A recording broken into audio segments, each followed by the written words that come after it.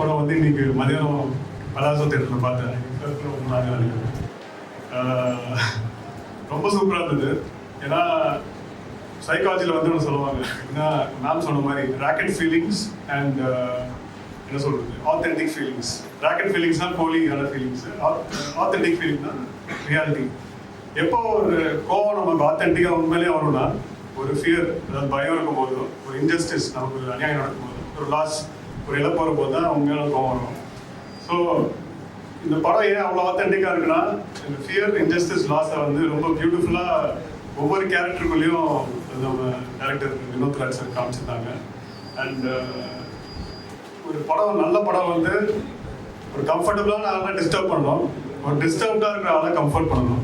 So இந்த படம் வந்து கண்டிப்பாக நிறைய விமன், ஒரு கஷ்டப்படுற, லைக் ரொம்ப ஒடுக்கப்பட்ட பெண்களுக்கு இது கண்டிப்பாக இந்த படம் ஒரு கம்ஃபர்டிங் ஃபிலிமாக இருக்கும்னு நான் நம்புகிறேன்.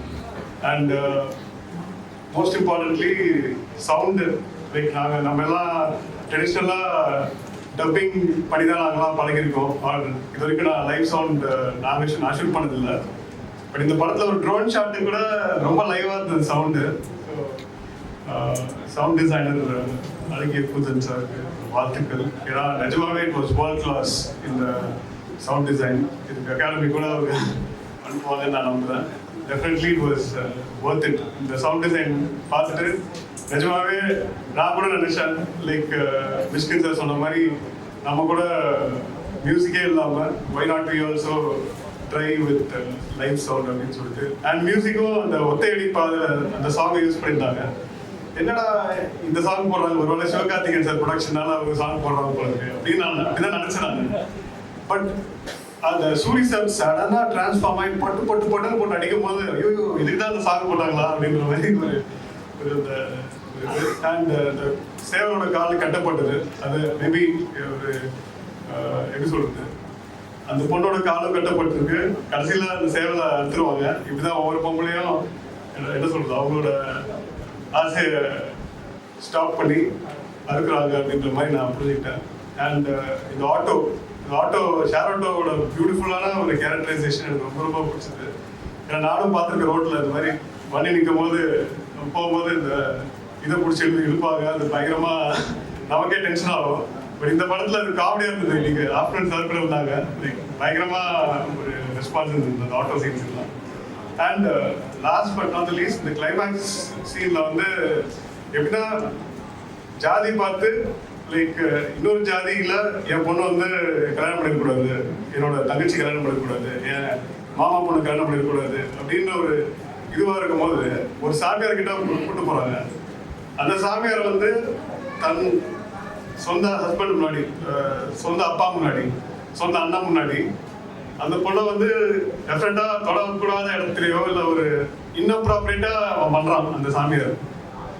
இதை அக்செப்ட் பண்ணிக்கிறாங்க இந்த என்ன சொல்ற சோ கால்ட் கேஸ்டிஸ். ஸோ இது இவங்களால அக்செப்ட் பண்ண முடியுது. பட் அவங்க பொண்ணு அவனோட விருப்பப்பட்ட ஒரு ஆணோட இருக்க இவங்களால அக்செப்ட் பண்ண முடியல. அதான் இந்த படத்தோட ஒரு பெரிய I think was a big answer for all the castes out there. So லாஸ்ட்டில் நான் நினச்சேன்னா சூரி சாரோட அந்த ரியாக்ஷன் பார்க்கும்போது ஓகே தலைவர் வந்து போட்டு எல்லாரையும் அடிச்சு டேய் என்ன இந்த மாதிரி இதெல்லாம் நடந்தது அவ்வளோதான் அப்படின்னு சொல்லுவாருன்னு நினச்சேன். ஆனால் கடைசியாக கிளைமேக்ஸில் இந்த ட்ராவல் நான் உங்ககிட்டே விட்டுறேன் அப்படின்னு, இது நீங்கள் முடிவெடுத்துக்கோங்க அப்படின்னு ரொம்ப உண்மையாக இருந்தது அது கூட. ஏன்னா சூரி சார் மாதிரி இருக்க கேரக்டர், அதாவது அவரோட கேரக்டர் வந்து 100% அப்படி பண்ணியிருக்க மாட்டாங்க. அதையும் ஆத்தென்டிக்காக ரொம்ப ரியலிஸ்டிக்காக ஆடியன்ஸ் கிட்ட விட்டாரு. அது அப்படிதான் நடந்திருக்கும். நீ இருந்தா நீ என்ன முடிவு எடுப்ப, இப்படிதான் நீ ஒடுக்குமுறை பண்ணுவேன் உன் பொண்ணுக்கிட்ட அப்படின்றது. அண்ட் இன்னொன்று, இது வந்து நான் ஒரு 4 years முன்னாடி இந்து பேப்பர்ல இது கொங்கு பெல்ட்ல இந்த மாதிரி கேஸ்ட் கான்சன்ட்ரேஷன் கேம்ப்ஸ் நடக்குது. இந்த மாதிரி பெண்கள்லாம் லவ் பண்றாங்கன்னா அவங்க வந்து ஒரு கேம்ப்ல கூட்டு போயிட்டு எப்படி அவங்க மூல செலவு பண்ணி இந்த மாதிரி நம்ம ஜாதி படி இதெல்லாம் பண்ணக்கூடாதுமா அப்படின்னு சொல்றதுலாம் இந்த குளத்தூர் மணி ஐயாவோட இது மூலியமா நான் தெரிஞ்சுக்கிட்டேன். அதை ஒரு படமா நம்மளும் பண்ணணும்னு நினைச்சிட்டு இருக்கும்போது I was very happy to C. ஏன்னா அது ஒரு மெயின் தீமா படமா எடுத்துருக்கிறது ரொம்ப சந்தோஷம். வாழ்த்துக்கள். Definitely it's a world class film. Malayalam சினிமாவெல்லாம் பார்க்கும்போது ஒரு லிஜோ ஜோஸ் பெலிசரி மாதிரி நம்ம ஊரில் ஒரு டேரக்டர் வாங்கலாம் அப்படின்ற மாதிரி I think we got mister Vinod Raj sir. Congrats to the whole team.